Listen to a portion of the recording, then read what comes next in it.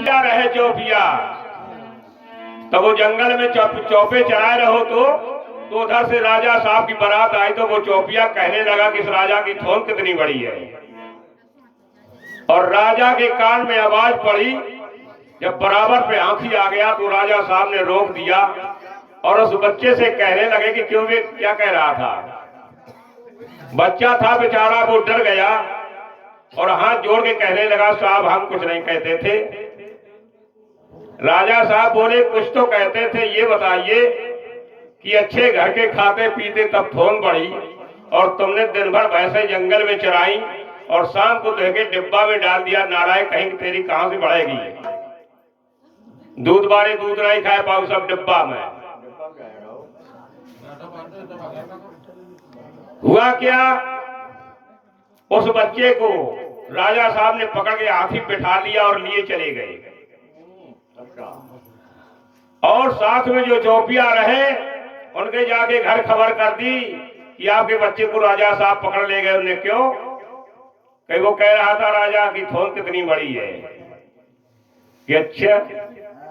तो उनके पिताजी वहां से चले और जब कोई ऐसी बात होती है तो गांव के और 4-6 लोग चल दिए साथ में कि भाई क्यों पकड़ ले गए। राजा साहब के दरबार में गए और दंडौत प्रणाम करी और कहने लगे, उस अपने बच्चे के लिए उन्होंने कहा तो क्या कहा मास्टर,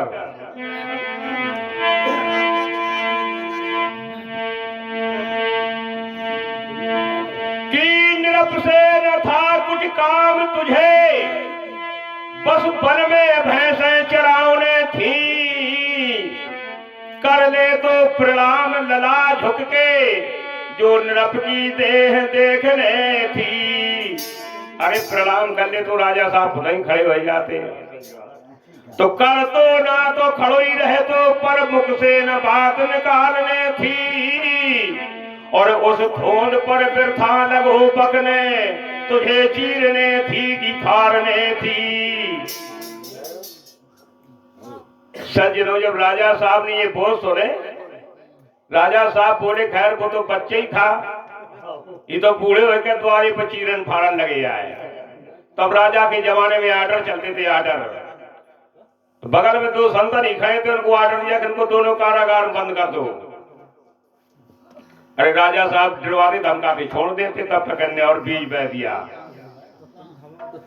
जब दोनों को कारागार बंद कर दिया और जो साथ में गांव के गए थे 4-6 लोग, वो वापस जाके उनके घर खबर पत्नी, उनकी धर्म पत्नी से खबर कर दी कि आपके पति को और आपके बच्चे को, दोनों को राजा साहब ने कारागार बंद कर दिया। उन्हें क्यों, कि आपका बच्चा थोन बड़ी बताया रहो तो राजा साहब की, और आपके पति महाराज गए तो चीरन फाड़न लगे जाए द्वारे पर।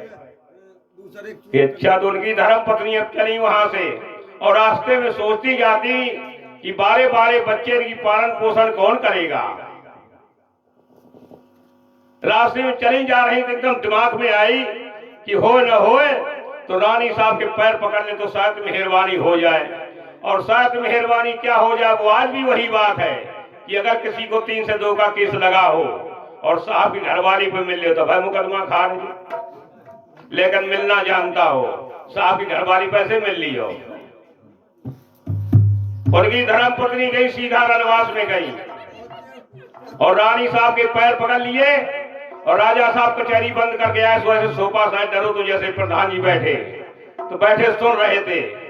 तो धर्म पत्नी ने उस रानी से कहा, अपने बच्चे के लिए उन्होंने भी कहा, तो क्या कहा देखिए कवि ने क्या लिखा है कि गौवन को चरैया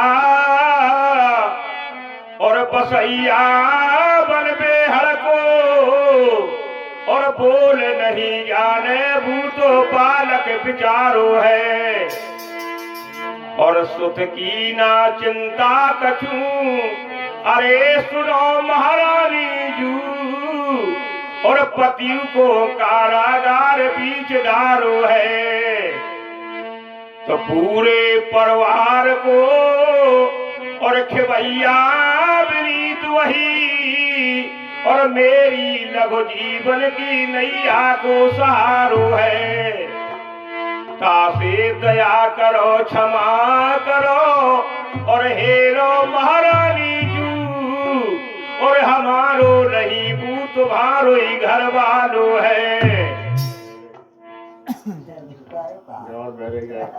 जब उनकी धर्म पत्नी ने ऐसी कही और रानी ने सुनी, तो रानी साहब राजा साहब से कह रही हैं कि आज तुमने क्या किया है, अब बताओ। हम आओ की कसम बता रही है, काट लो मूड घर में बैठी, क्या करे हो